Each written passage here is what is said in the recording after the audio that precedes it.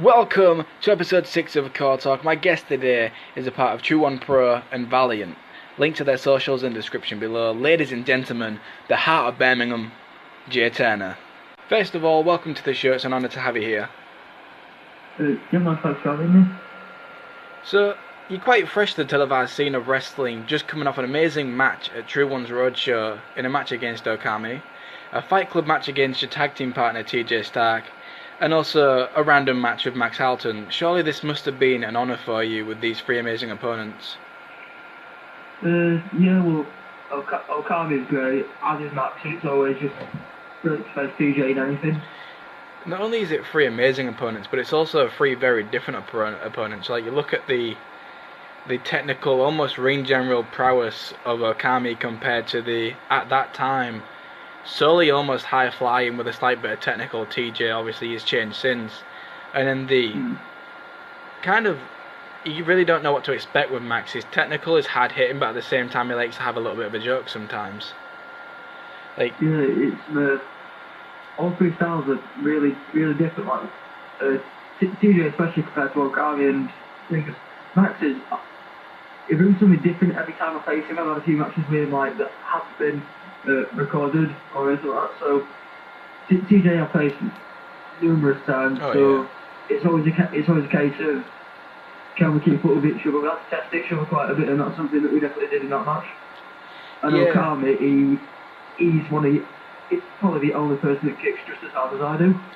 Yeah, that's got to be difficult too, going against like TJ, for example, being somebody that like you've been against so many times, you've tagged with, you've trained with, which we'll get to later.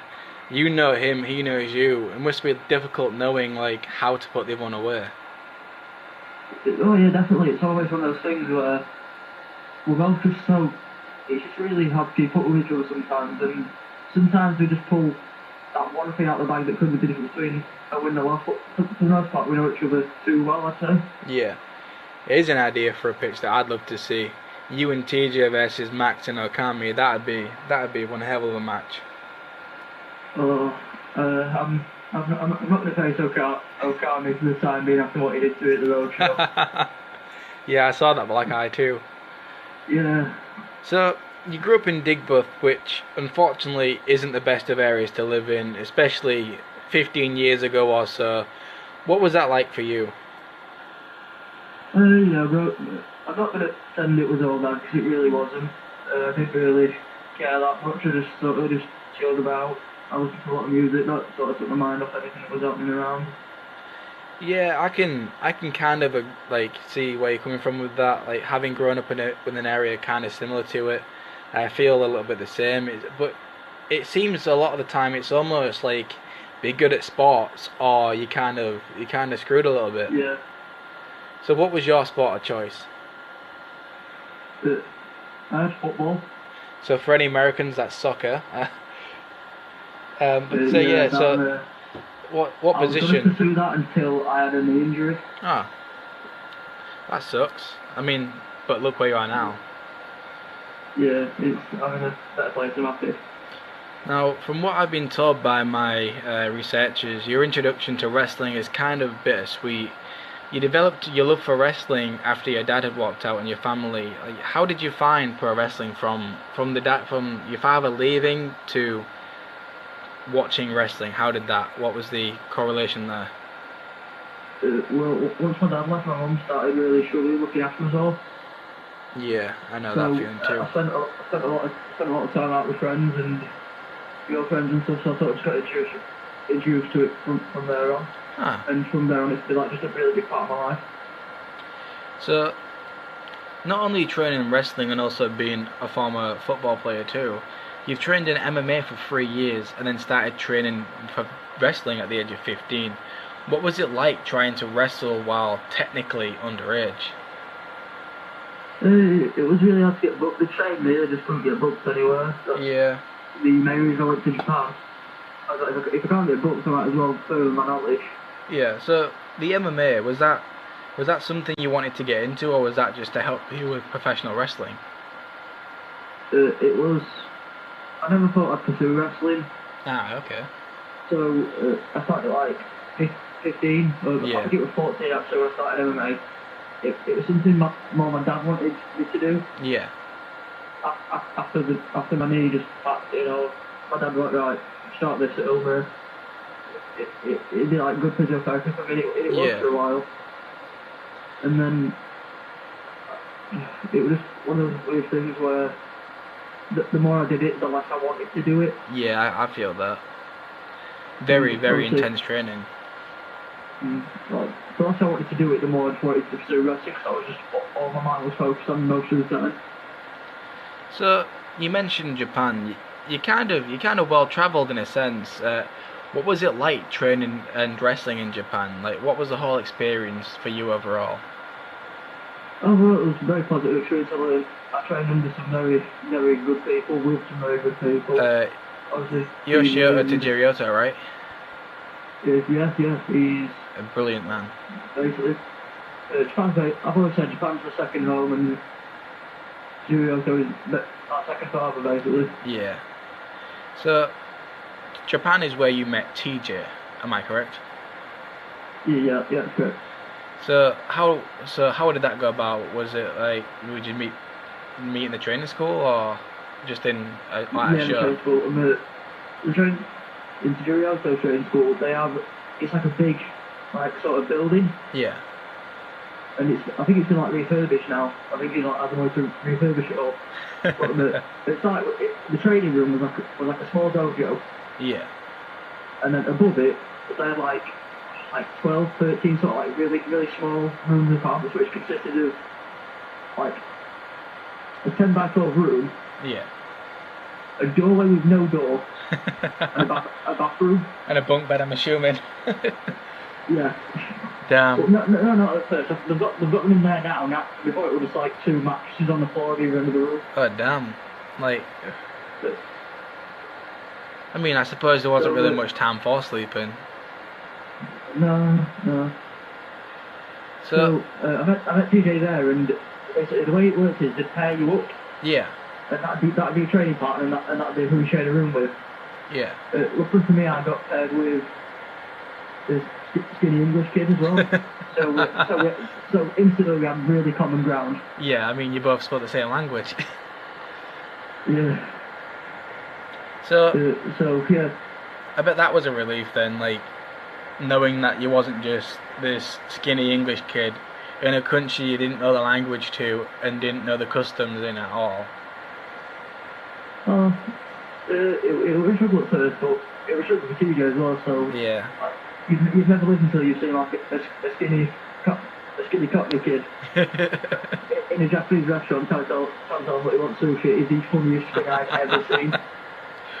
So, after Stark left for Mexico, where did you go? Did you go with him, or did you stay in Japan? I stayed for another 6 months, just in general helping with the training studio and doing like small off events, getting bookings, and then eventually I went to Mexico and I learned the lucha style. The training itself is like a year session, right? Like you go, it's like almost like with school, you start in September and end in July. Yeah. So, most notably, you've recently signed with True One Pro and Valiant too. What was that like? Like, so after the years of wanting and fighting to get what you wanted, you finally got it and be where you want to be. I'm living my dream, man. It's thinking like that. Like 5 years ago, I was just starting in Japan. 5 years later, I believe in Japan, and in just under a year, I'm going back. Yeah. So, I've heard rumours, in fact, that you and Stark have inquired about this mystery at the time of recording this podcast, tag team tournament thing in True One. Is this true, or are you not allowed to say? I can tell you that we have inquired about it. Yeah. I cannot tell you if they've replied or not. And what a shot that is! Like, even just being put on the cat, whether you win or lose, your winners either way. Honestly. Oh yeah, definitely. We have to go back. We know to go back to Japan. Not only like the biggest company, but with my best friend. That's brilliant. So, what are you wanting to achieve in this tournament? winning. Winning. Good choice. So let's go back to you really quick. What was it like growing up in a middle-class English family? I like to get a contrast of my different guests growing up and upbringing. Well, my dad wasn't there for much either, so I didn't really give a shit when he fucked off, really. Yeah, so, I feel that. Yeah. So, he left me home. Mum's mental health took a bit of a flat, but other than that, it was pretty good. Probably brothers and sisters. Yeah, I mean, it's like when you live in this this quote unquote lower class, you don't really see it until other people point it out to you, to be fair. No, I was happy, I was healthy. Yeah. Just a normal kid. So what was it that made you want to go from wrestling fan to wrestler? Well, from sitting in the chair to hitting people with one. Yeah. I love that comparison, that's brilliant. I'm going to use that. Well, one day, I like, after the football injury, I was, because this at the time I was starting to watch wrestling after that. Yeah. And I played football at the weekend, that was what I wanted to pursue. After my surgery on my knee, I was sat in bed, I was like, so football's out of the question. I don't do the MMA anymore. And my mum was like, sat next to me, she was like, well, what do you want to do? I was like, I jokingly said I want to become a wrestler, and she was like, do it. So 6 years on, here we are. So we've talked about Japan, we've talked about the now. Like, tell me about going from that realization that you want to be a wrestler to going to Japan. Like that time training in England and trying to get booked in England. What was that like? It really did contrast out. Up until then, I learned like the really basic. The wrestling style was a lot more technical. Yeah. Especially over here in England. So going from like just basically learning technical in a room full of big sweaty English bastards is very different. Yeah, definitely. Like straight just going to Japan, like sitting and going at a lot faster of a pace, a lot harder hitting was definitely. I found it hard to keep up at first, but my training was excellent and my friends were even better, so it definitely saw me through it. So not only have you recently signed with True One, but you had that brief stint in Fight Club whilst it was still a thing. Unfortunately, that's gone now against TJ, and also Valiant. Tell me about that. Like, from what I'm aware, you're like family friends, right? So you and Aspen, Nathan Roberts, the owner of Valiant's son, were friends growing up? Yeah. Our friends with just basically the entire family. Yeah. So once getting back to England, Aspen called me because like, my dad's setting something up. I don't know when it's going to be ready, but you'll definitely be interested. What about Fight Club? How did that come about? It's quite different. That was when TJ went to go train in places like Thailand, like all these other places. Yeah. I was just oversatisfied with what I was already doing. So I was like, I'm going to go back to Birmingham. I'm going to have a look around, see if there's any places going about, because especially in England at the minute, there's a few more countries just like about, so starting to boom. I went back. This was obviously this time last year. There wasn't many places going about, especially not looking for a 5'10" skinny bird, kid that kicks people. Yeah, I suppose. So I get a call from TJ. He's like, Jason, I've met this guy called PD. He's setting up a company with just the best wrestlers in the world, best fighters in the world. And he wants to know if you want a place. And then straight away my instant thought was bullshit. Because you get a lot of promises in wrestling, and not a big chunk of them deliver. So no. I thought bullshit at first, then even I had to Google his name because I didn't understand who he was, and then I realised who he was. I was like, oh yeah, I'll do this. It's good. I mean, like, unfortunately, for those who aren't aware of the situation, because everything just kind of vanished, obviously, I was partnered up with Fight Club, and obviously, so because of that, I'm aware of the situation. And for those that don't know, PD Jones, PD, short for Pimp Daddy, had been running an underground prostitute ring and Fight Club, and apparently announcing that you're doing this illegal stuff on TV isn't good for business. And last I heard, he left the country. So that partnership's gone. But yeah, so I was there when we started when they came to shut Fight Club down. Oh damn! Like, everything was ready for the second episode, right? Like, everything was all set up. Stood there in full gear. Please come in. Hands on holsters. Yeah, do you work here? No. No, you're in gear. No, we got wrong address, mate. I'm sorry, I'll see you in a bit, bye. I wonder how PD Jones managed to get away from that situation. Like, for legal reasons, I can't mention this while the inquiry's going on. But he may or may not be in Japan. Oh no! That's just something I've heard. I hope not. I have no idea. I hope not. So, other than the countries that you've wrestled in already, where would you like to have a good stint? Like, so, other than Japan and England, of course, and just for conversation's sake, we'll include America there as well. So, like, any other foreign countries that you'd like to wrestle in, where would it be? Obviously, Canada and Mexico. I don't know if there's much of a scene in Canada, but I'd definitely like to go there. I'm not too confident on my Canadian wrestling knowledge at the moment. Mexico, there is a couple stuff going on, like LLU, and there might be some other smaller federations around, but not that I'm fully aware of. So, long-term goal, like, what is it? Like, if you could have achieved anything at all before you retire, what is it? What's the dream?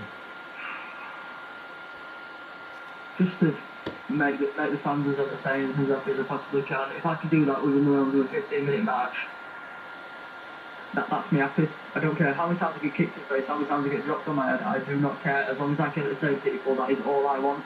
So I've got some questions from some fellow wrestlers here. So we've got a couple from Okami and one kind of sarcastic one from Everett Constanelli. They're always sarcastic with Everett. Oh yeah. So from Okami, how would you say the English scene it's kind of blowing up right now? Would you agree?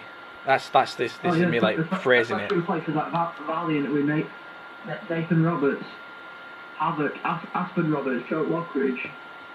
Me, TJ, like, the English scene at the minute is the best it has ever been, and I could not be prouder. Definitely. From Constanelli. Oh, God. Why do you have so many Twitter accounts? Right. I'm not 100% sure on this. I've been in contact with Twitter several times, and the basic told me to go fuck myself on all accounts. I mean, that's not the real answer, is it? We both know it's because you say some controversial stuff on there.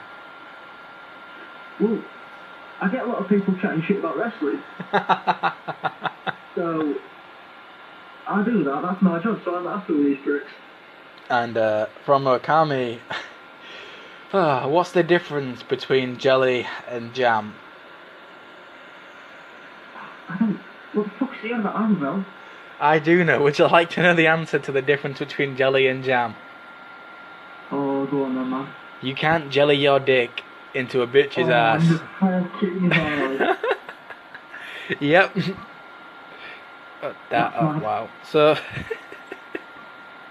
oh man, this is meant to be a serious interview too.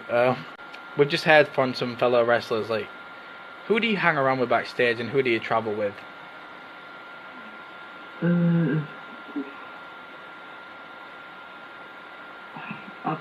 I hang around with Josh Lee a lot backstage, TJ obviously.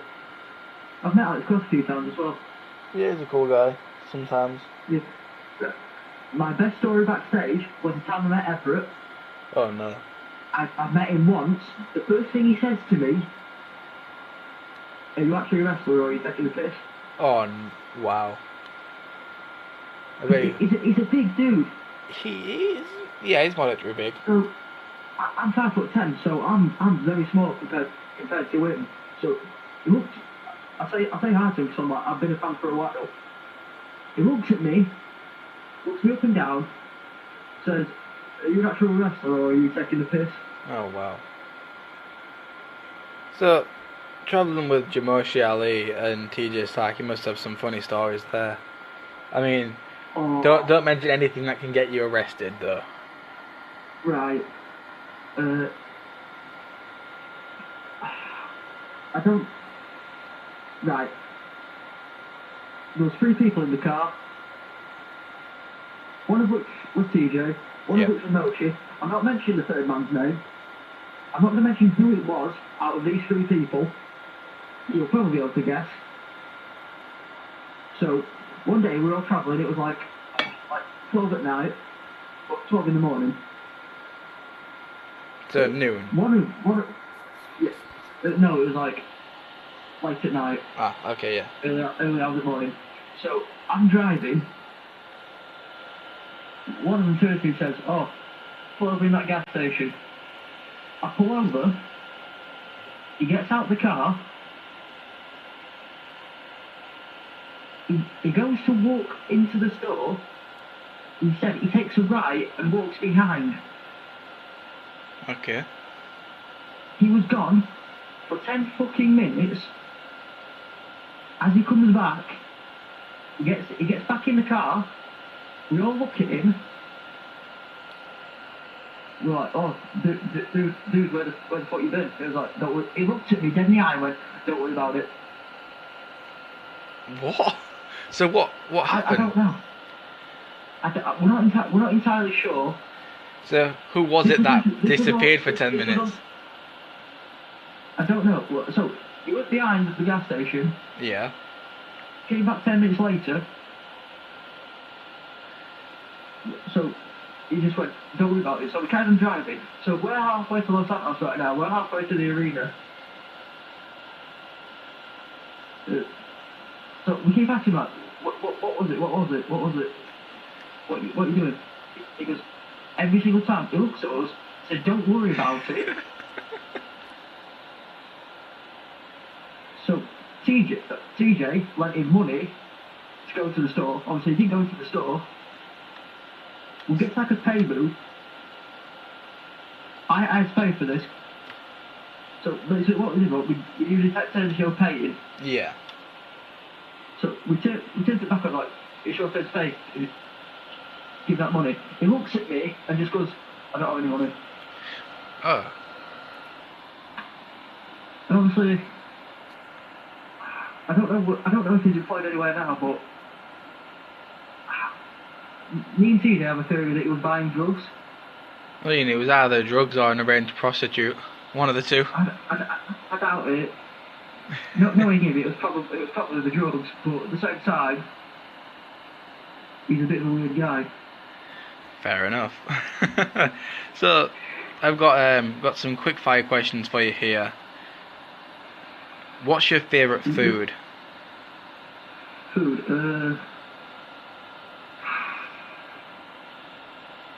hot dogs. Favourite movie? Ooh, Pulp Fiction. A song you're currently obsessed with? Ooh.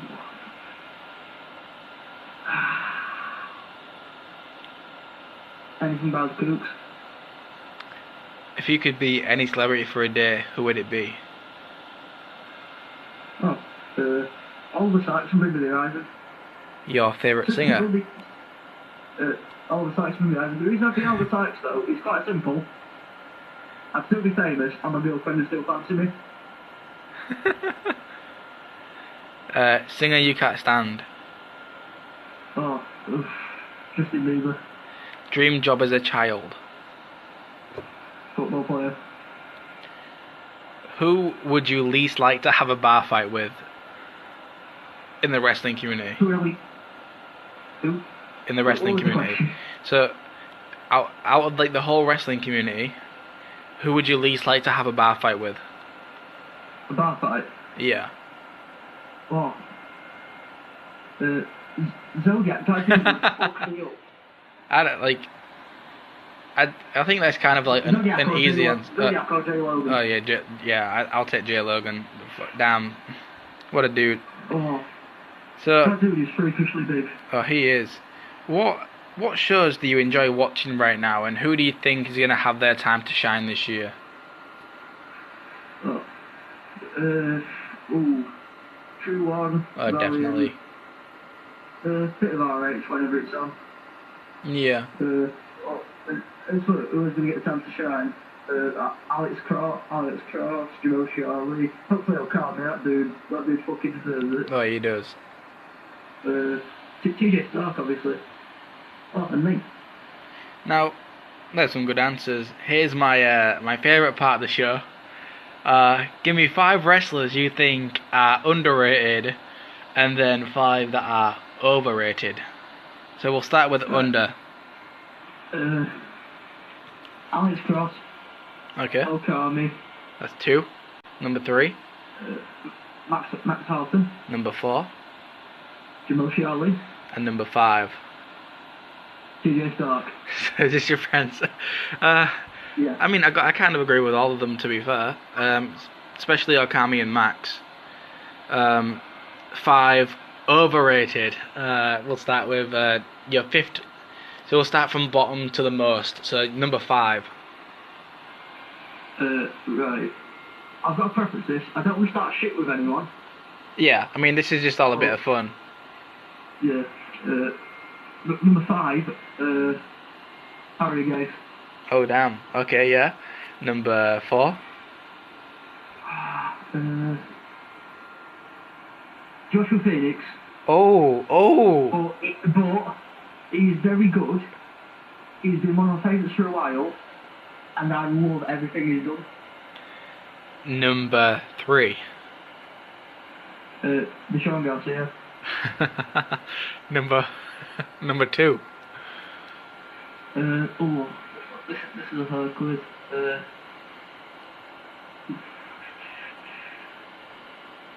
Nathan Roberts. And number 1. Yeah, the person you think is most overrated out of every wrestler you've ever met and ever could meet.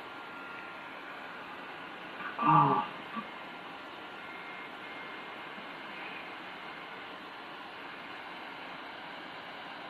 Sorry for taking so long. I don't really know. But number 1.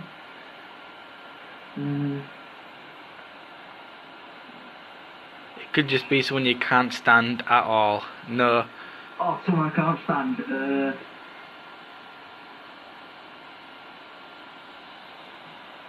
It's not easy. He's a bit of a knock. Okay. I mean, I don't think anyone knows who he is, but we'll go with it. So, before we wrap up, if you could change anything in the wrestling business, what would it be and why? Oh, the amount of people that just continuously get bookings. Like the ones that don't deserve it. Yeah. Like, oversaturation's a big problem because like it gets to the point where I'm watching something, I'm just sick of seeing people. Yeah, I mean, it is kind of annoying, like, especially if your preference is the Japanese style of True One, and all you see is like a bunch of like people that are in every other association and federation out there. Yeah. So Jay, it really was a pleasure to having you on the show and getting to know you a little bit more. I just wish you the best of luck in everything you do, and just thanks for coming on. Oh, thanks for having me, man. It's been great. I've had a laugh talking. It's just great. Ladies and gentlemen, if you enjoyed this episode, please support us with a thumbs up and a share. Subscribe for more interviews just like this one. And yeah, just subscribe. If you want to be on the show, give us a follow on Twitter and DM us at CawTalk. And yeah, we can get your story out there. Any leagues that want to be associated with us, again, just hit us up in the DMs and we can sort something out. You can follow all of our associated leagues and everything else, and links to their socials will be in the description below. Thank you for watching, and until next time, peace.